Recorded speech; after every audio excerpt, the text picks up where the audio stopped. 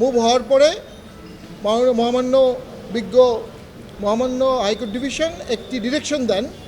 সেই ডিরেকশনে উনি civil surgeon গাইবান্ধাকে একটি রিপোর্ট পেশ করতে বলেন, যে রিপোর্টে এই বিষয়ে কী ঘটেছিল, কার গাফিলতি ছিল, কতজন মারা গেছে, কিভাবে মারা গেছে, ওষুধের নেগলিজেন্স ছিল কি না, এই সমস্ত বিষয়ে বিস্তারিত রিপোর্ট ভ্যাকেশনের পরে কোর্টে পেশ করার জন্য নির্দেশ দিয়েছেন।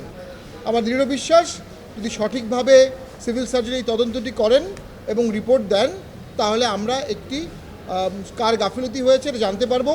এখানে ওষুধের গাফিলতি হতে পারে, সরকারি সাপ্লাই চেনের গাফিলতি হতে পারে, পেশেন্টেরও গাফিলতি হতে পারে। আমরা এই রিপোর্টের জন্য অপেক্ষা করছি। এই রিপোর্টের পরে রুল জারি হবে কি না সেটা পরবর্তীতে ডিসিশন হবে। না, এটা সিভিল সার্জনকে নির্দেশ দিয়েছে। অন রিওপেনিং মানে 8 তারিখে 9 তারিখে আসবে, 2 সপ্তাহ 3 সপ্তাহের মধ্যে। ঠিক ওভাবে দেয়নি, বন্ধের পরে। গণমাধ্যমে যেটা এসেছিল সেটি হচ্ছে তারা ভ্যাকসিনের জন্য গিয়েছিল, সরকারি হসপিটালে ভ্যাকসিন পায়নি র্যাবিসের, প্রাইভেটলি অনেকে নিয়েছে, নেওয়ার পরও তারা মারা গেছে 7 জন। হ্যাঁ, আমরা 7 জন, আমার জানার মতে 5 জন, হয়তো 5 জন মারা গেছে। 17 জনের মধ্যে 5 জন না?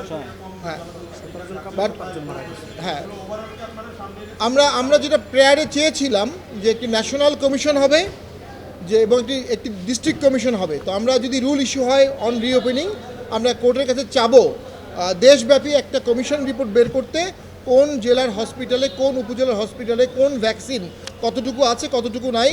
পাশাপাশি আমরা জানি সাপের কামড়েও মানুষ মারা যায় এবং সাপের কামড়েও অনেক সময় ভ্যাকসিন পাওয়া যায় না। এই বিষয়গুলোতে আমরা অবশ্যই, যদি বন্ধের পরে মহামান্য আদালত যদি রুল দেন, রুলের সাথে আমরা ডিরেকশন চাবো, এবং পাশাপাশি আমরা কম্পেনসেশন চাবো। যদি এখানে গাফিলতি থাকে সরকারি হসপিটালের বা সরকারি অথরিটির, আমরা হিউজ কম্পেনসেশন দাবি করব। উনি রিপোর্ট দিবেন, সিভিল সার্জনকে রিপোর্ট দিবেন, রিপোর্টের পরবর্তীতে এই বিষয়ে সিদ্ধান্ত নেওয়া হবে। জি, প্রতিবেদন দাখিলের জন্য বলেছেন। ধন্যবাদ। কি স্বামী মনে হয় যে জলাতঙ্কের টিকা ছিল না বলেই তারা আমরা গণমাধ্যমে যেটা পেয়েছি, সরকারি হসপিটালে যাওয়ার পরে তারা টিকাটা পায়নি, টিকাটা না পাওয়ার পরে তারা অনেকে প্রাইভেটলি নিয়েছে, প্রাইভেটলি নেওয়ার পরও তারা মারা গেছে। এমন হতে পারে টিকাটি ডেট এক্সপায়ার ছিল, এমন হতে পারে টিকাটি ফেক ছিল।